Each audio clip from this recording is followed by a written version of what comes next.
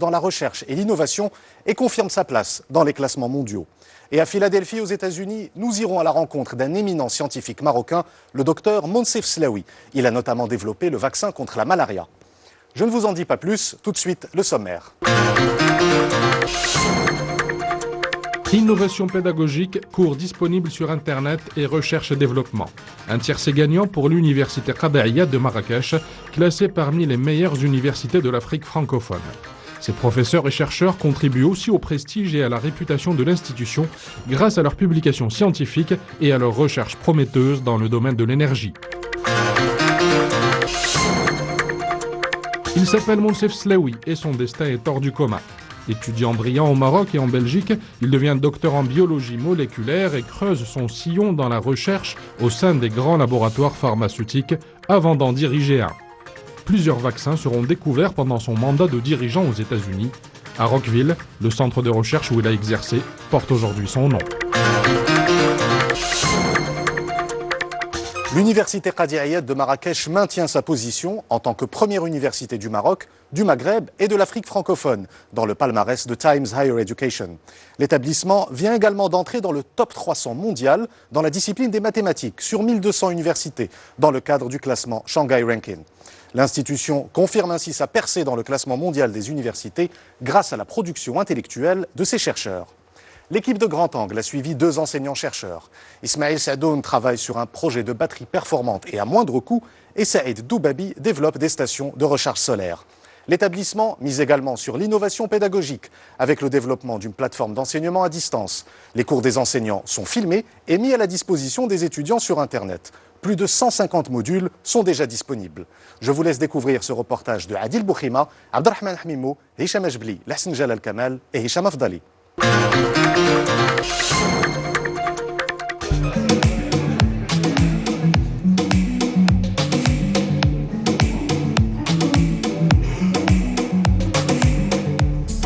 L'université Qada'iyya se positionne depuis maintenant 4 ou 5 ans comme vraiment la première dans les universités marocaines et dans les universités africaines francophones.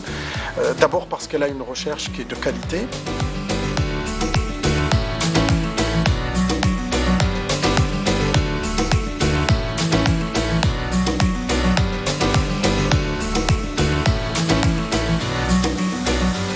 On a pu produire un matériau à base de cobalt, nickel, manganèse, qui est bon marché et qui donne des performances énergétiques meilleures que le produit cobalt 100%.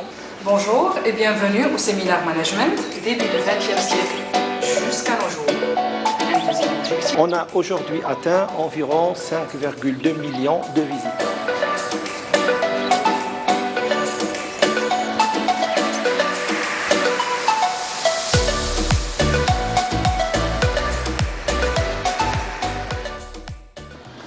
Marrakech.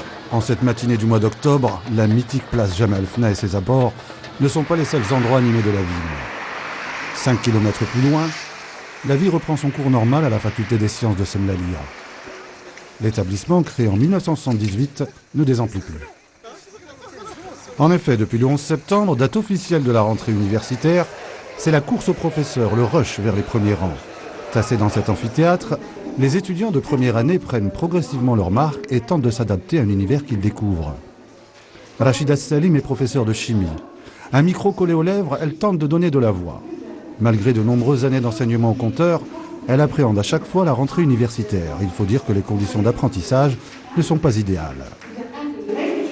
On n'arrive pas à faire des cours de la façon la plus parfaite, si vous voulez. Donc on n'arrive pas à faire parce qu'il y a du bruit.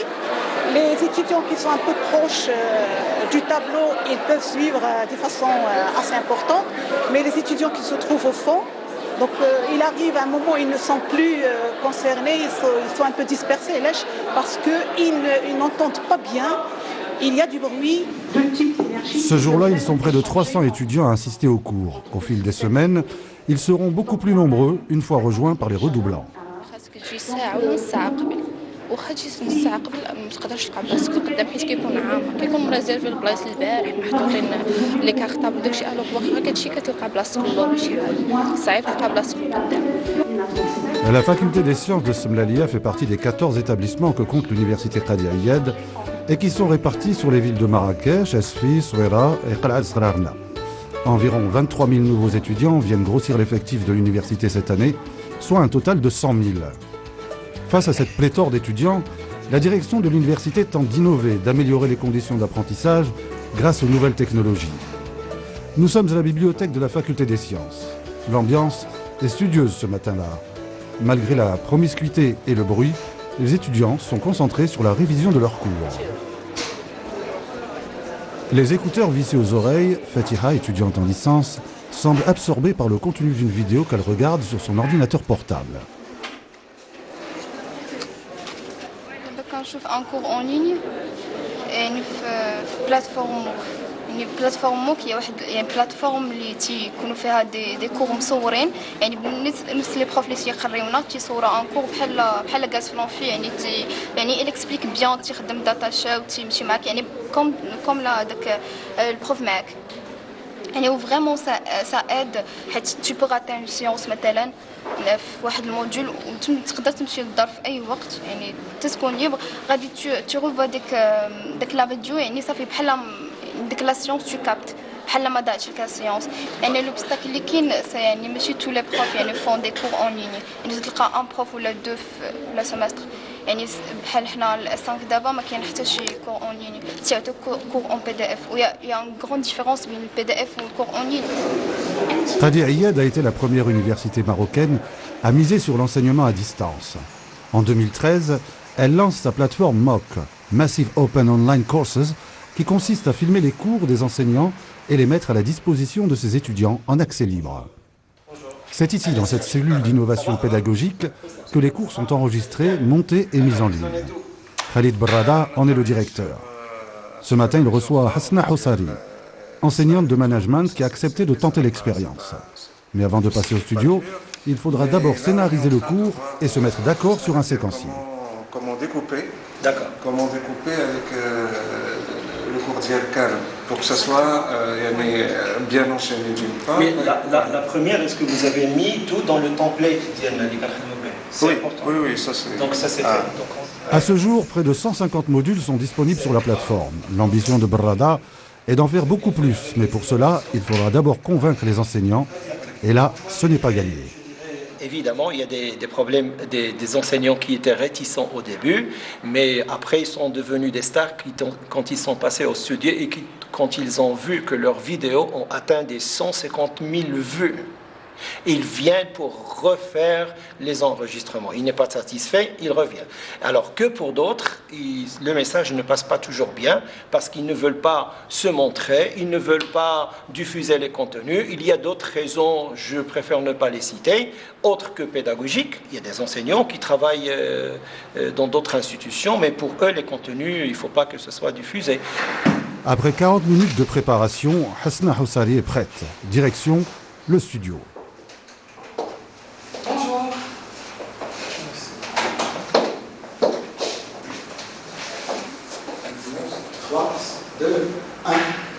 Bonjour et bienvenue au séminaire Management. Permettez-moi tout d'abord de me présenter. Je m'appelle Hasna Houssari, je suis docteur en gestion des ressources humaines et professeur du management à la faculté de droit Qadir Ayad de Marrakech. Avant de vous présenter l'essentiel du séminaire Management du deuxième semestre, je vais vous annoncer les objectifs du cours. Quant à l'architecture de notre présentation, un premier point serait dédié aux sources du management contemporain. Sur ça, je vous remercie. Je vous souhaite bon courage et à la prochaine capsule. Merci. Très à l'aise face à la caméra, Hasna Houssari a réussi son challenge. Son cours de 12 minutes sera mis en ligne le jour même. Pour une première expérience à l'université Qadir Ayad, je pense que Mme Houssari a bien réussi son cours, donc elle a parfaitement réussi pour moi. Une première dans un domaine de management assez compliqué pour des jeunes qui démarrent leur cursus universitaire en la matière. Donc il s'est bien adapté avec la scénarisation, la caméra, l'environnement et je lui souhaite plein réussite à l'université. J'espère qu'on pourra avoir beaucoup plus d'enseignants qui viendront enregistrer dans nos studios, Inch'Allah. Nous sommes quand même 1500 enseignants-chercheurs. En plus des cours magistraux dispensés dans les différentes filières enseignées en français, en anglais et en arabe, la plateforme met également à la disposition des étudiants des travaux dirigés et des travaux pratiques. In this lecture series, I would like to talk to you about public speech. بسم الله الرحمن الرحيم. موضوع محاضرتي التحفيظ العقاري. À travers les deux oculaires, on doit observer une seule image. Comme on peut le voir, nous avons un rayon qui arrive de l'infini, parallèle à l'axe principal. On a aujourd'hui atteint environ 5,2 millions de visiteurs, de gens, d'étudiants dans la tranche d'âge entre 16 et 22 ans. Donc, principalement, c'est les étudiants qui se connectent sur notre plateforme. Nous avons aussi beaucoup d'étudiants qui se connectent de pays francophones et 30% des 100% viennent de l'Europe francophone. Et une grande partie vient des pays africains, donc Sénégal, Togo, Burkina Faso, Douala, Algérie, Tunisie. Évidemment, la majorité, c'est nos étudiants, donc environ 50% qui restent pour nos étudiants. L'innovation pédagogique, une priorité pour l'université Qadi Ayyad.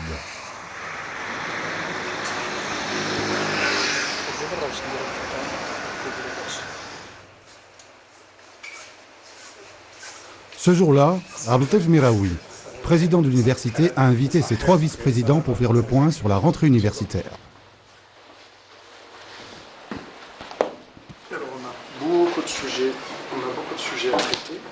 Le point que je voulais aussi qu'on discute, sur lequel vous devez être sensibilisé, c'est de faire le point sur tout ce qui est partie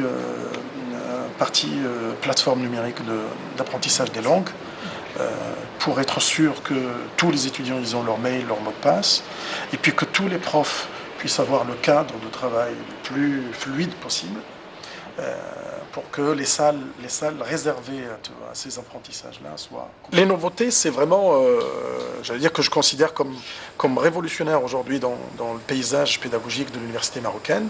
C'est en gros l'introduction des langues, le français et l'anglais en particulier, de la culture, et si vous regardez le programme de la culture, c'est quelque chose qui est vraiment très bon aujourd'hui pour qu'un étudiant chez nous puisse se développer sur le plan personnel. Et puis à côté de ça, il y a un module aussi qui traite de tout ce qui est soft skills, donc tout ce qui est compétences transversales et j'allais dire maîtrise de soi, confiance en soi et développement du projet personnel, développement personnel, parce qu'on voit que beaucoup d'étudiants manquent de cette capacité de pouvoir s'exprimer, de pouvoir communiquer. Grâce à cette dynamique enclenchée depuis plusieurs années, l'université s'illustre dans différents classements internationaux.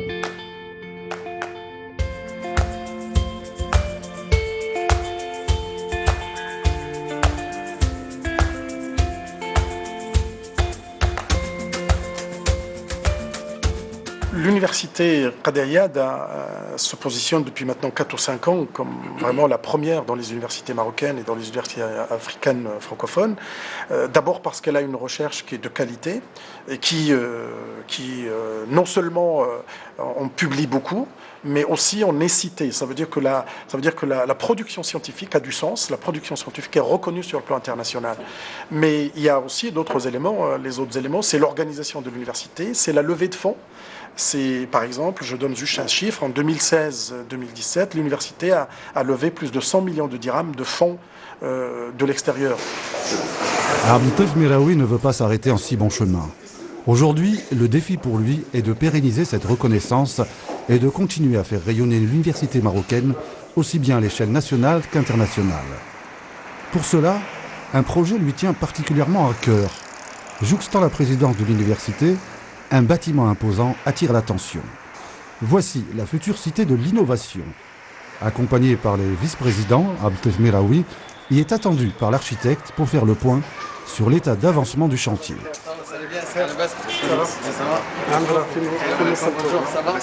On est en train d'avancer sur le chantier. Bon, il y a des points, etc.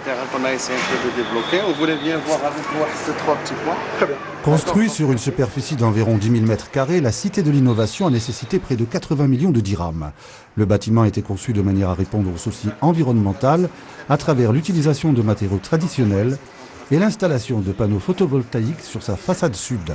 Un petit bijou architectural qui se fait encore désirer. Qu'on peut envisager pour l'inauguration. En fait, c'est début le projet il sera terminé début d'année prochaine et puis après il reste le mobilier. D'accord. Mais le mobilier on va le commander, ça y est. Exactement. Donc en principe vers mars-avril normalement peut-être. D'accord. Le planning, non, il n'a pas été respecté parce qu'il y a eu des difficultés, mais bon, maintenant on a shifté. On voulait fin novembre et maintenant on est plutôt 3 mois. Exactement. Une petite déception pour ce docteur en sciences de l'ingénieur, mais le président fonceur sait aussi cultiver l'art de la patience. Car le jeu en vaut la chandelle. La Cité de l'innovation se positionne comme le futur accélérateur de compétitivité dans la région, en abritant notamment un incubateur, une pépinière d'entreprise, un centre de transfert, des plateformes technologiques et des laboratoires de recherche. Et nous voudrions justement que l'université devienne ce poumon économique et j'allais dire c'est un moyen de faire de la croissance économique territoriale, mais elle dépasse largement le territoire parce que nous avons des thématiques par exemple qui sont traitées à l'échelle nationale. Si vous prenez par exemple l'appel d'offres ou l'appel à projet qu'a fait l'OCP, sur 80 millions de dirhams, l'université a gagné 30 millions de dirhams. Donc on est à pratiquement 50% j'allais dire, des projets qu'a proposé l'OCP, ce qui fait que nos thématiques sont proches de la réalité et vous connaissez les besoins en recherche et développement de l'OCP, ce qui permet à notre université de pouvoir, et à nos chercheurs de pouvoir aussi participer à cette croissance, à cette transformation économique de notre société. Ces 4 thématiques sont l'énergie, le tourisme, la mobilité urbaine et les matériaux. Les matériaux locaux sont justement au cœur d'un projet de recherche développé par 7 enseignants de la Faculté des sciences et techniques. Il s'appelle Ismaël Saadoun. Après, il y a les piles zinc oxyde d'argent. Ça, ce sont des piles, le zinc argent, on l'utilise beaucoup en décharge. Ces étudiants en 2e année de master arrivent au terme de leur cursus. Mais bizarrement, ils sont peu nombreux à s'orienter vers le marché du travail. Accumulateurs qu'on utilise pour les cœurs. Moi j'aurais bien aimé qu'il y en a beaucoup plus qui vont vers le tissu industriel. Donc je dirais maintenant on est à 70% vers le doctorat et 30% qui vont aller chercher un boulot par-ci, par-là. En général, 70% qui font ça, oui, tout à fait. Mais le gros problème maintenant, ce ne sont pas les étudiants. On a beaucoup d'étudiants. Ce problème, c'est les sujets de recherche. Les labos de recherche, ils ont atteint leur capacité d'accueil des étudiants. Vous comprenez ? On commence d'année en année à avoir des étudiants. À un moment donné, on commence à saturer. Vous avez vu le laboratoire, vous allez le voir. La capacité pour que chaque étudiant prenne une place, c'est limité. Donc moi, je ne peux pas prendre plus que 8 ou 9, par exemple. Et si l'on connaît le fabuleux parcours de ce professeur, on comprend mieux pourquoi ces étudiants veulent suivre son exemple. Ismaël Saadoun enseigne 10 heures par semaine. Le reste du temps, il le consacre à la recherche et à la gestion des projets dans son laboratoire, des matériaux et de l'environnement.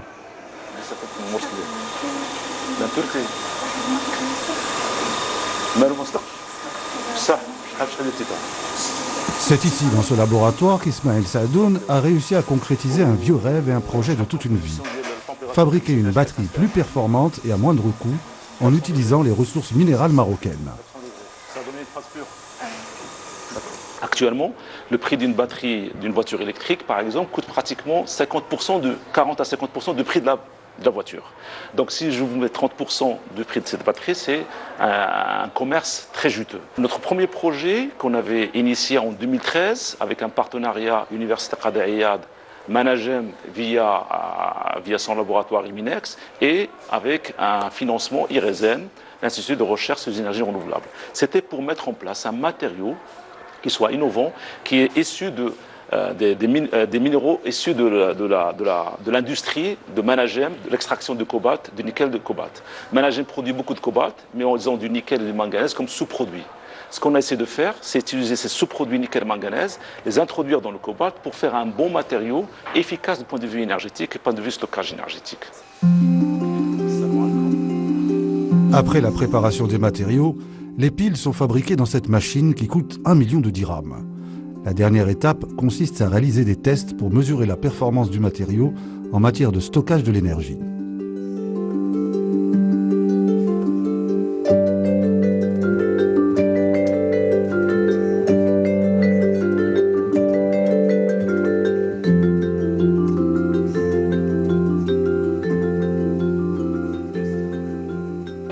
Si je parle un petit peu du projet avec Managem, lorsqu'on a pu formuler le matériau à partir de sels minéraux de Managem, donc on a arrêté la formule. Cette formule, bien sûr, je ne vous le dirai pas, c'est une formule que seule l'équipe de recherche qui a travaillé dessus et l'étudiant avec les gens de Managem, on a signé ce qu'on appelle un NDA, pour ne pas divulguer ce qui se passe entre nous. Une fois breveté, tout le monde pourra avoir accès au process, à sa formule, à ses performances. Et dans ce cas, si vous voulez acheter le process, vous êtes mon client, il n'y a pas de problème. Vous ne me tirez pas la langue, hein. Je me tiendrai là, je me tairai, il n'y a pas de problème. Des clients et des propositions, Ismaël Saadoun en a reçu pas mal. Le dernier prétendant en date est un grand constructeur automobile. En attendant d'y voir plus clair, Ismaël Saadoun et son équipe se sont lancés à un nouveau défi. Utiliser les matériaux phosphatés pour fabriquer des batteries plus performantes et surtout plus sécurisées. Grâce à ses travaux de recherche, Ismaël Saadoun jouit désormais du respect de la communauté scientifique internationale. Ses articles sont publiés dans de prestigieuses revues avec un indice d'impact élevé. Les classements des universités à l'échelle mondiale dépendent beaucoup des travaux de la recherche scientifique, qui sont issus de la recherche scientifique. Notre évaluation en tant que professeur, en tant qu'enseignant-chercheur, et l'évaluation de nos étudiants se fait à travers leur production scientifique. Ici, dans ce laboratoire, on a établi une politique de cibler des revues scientifiques à haut indice d'impact. On a des publications. Chaque étudiant doit au moins faire 2 à 3 articles dans des journaux qui sont très cités. Cette façon nous permettra d'être vus par la communauté scientifique et de chercher des partenariats beaucoup plus vite, beaucoup plus rapidement.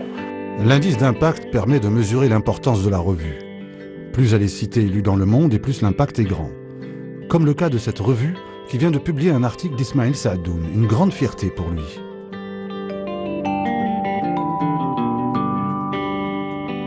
C'est un article qui est sorti il y a 3 mois. Il est là, voilà. C'est un article qui est sorti en partenariat avec Argo National Lab et l'Université Mohamed VI et l'Université Qadi Iyad avec un impact de 29. Je pense que ça, c'est une fierté. Je peux partir à la retraite tranquille. À quelques mètres de son laboratoire, ces jeunes doctorants rêvent eux aussi de se faire un nom au sein de la communauté scientifique internationale grâce à un autre projet qui s'appuie lui aussi sur le stockage d'énergie.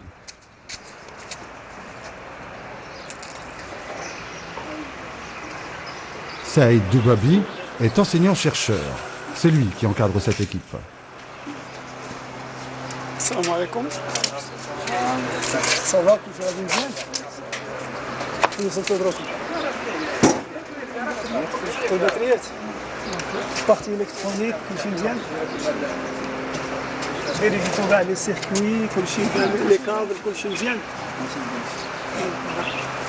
Donc c'est une station de recharge solaire, donc il permet de convertir de l'énergie solaire en énergie électrique. Donc il peut être utilisé immédiatement ou bien stocké dans les batteries que vous avez vues en bas, les batteries. Donc pour l'utiliser le soir, éventuellement lorsque l'énergie solaire est disponible et insuffisante. Grâce à ses performances et les innovations apportées, ce prototype sera déployé à une échelle plus grande à travers l'installation dans le parking de la faculté d'une station de recharge de véhicules électriques. L'équipe travaille en parallèle sur un autre projet, un triporteur électrique alimenté par des panneaux photovoltaïques. Ça fait 3, donc 200 kg, 260 kg. On est vers les 1 kW. Donc pour l'autonomie, la recharge, donc c'est suffisant. Donc c'est un peu le système de la gestion de la vitesse. L'énergie vient de la batterie vers un contrôleur et de le contrôleur qui alimente le moteur électrique et on a une proposition qui est propre. Là je فكرة تريبورتور لأن في المغرب بدا التريبورتور تيكتر بواحد الصفة كثيرة لأن وصلنا دابخي لي ستاتيستيك اللي تنعرف راه مشينا vers 1 million de triporteurs. C'est un engin qui est très polluant. La vitesse du triporteur peut atteindre 60 km/h avec une autonomie de 3 heures. Le projet est actuellement en cours de développement. L'équipe de Saïd Doubabi souhaite le doter de panneaux solaires plus légers de façon à ce que la performance soit plus importante. Pendant ce temps, nous retrouvons Abdeltif Miraoui.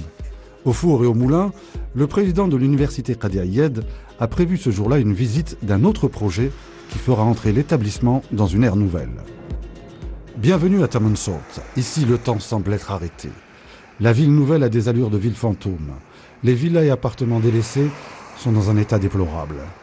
Une situation qui perdure malgré les nombreuses tentatives initiées pour redonner vie au projet. Mais rien n'est perdu. La ville pourrait renaître de ses cendres grâce à un projet porté par cet homme. Un campus universitaire de 145 hectares.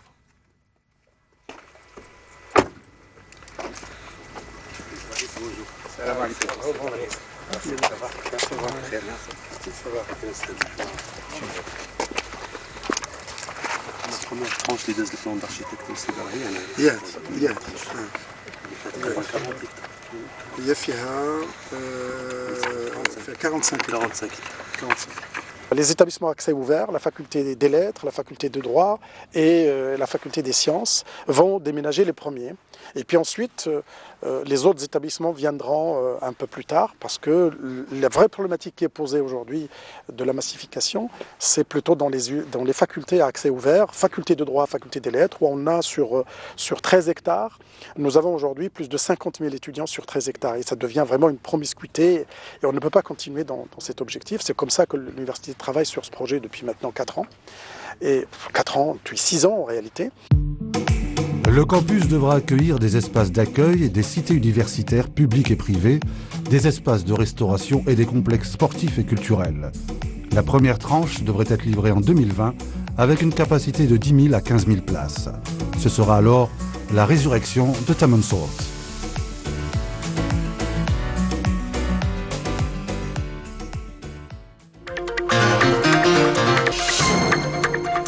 Nous restons dans la recherche scientifique, mais de l'autre côté de l'Atlantique, aux États-Unis précisément. Installé à Philadelphie, le docteur Monsef Slaoui est un chercheur d'envergure internationale.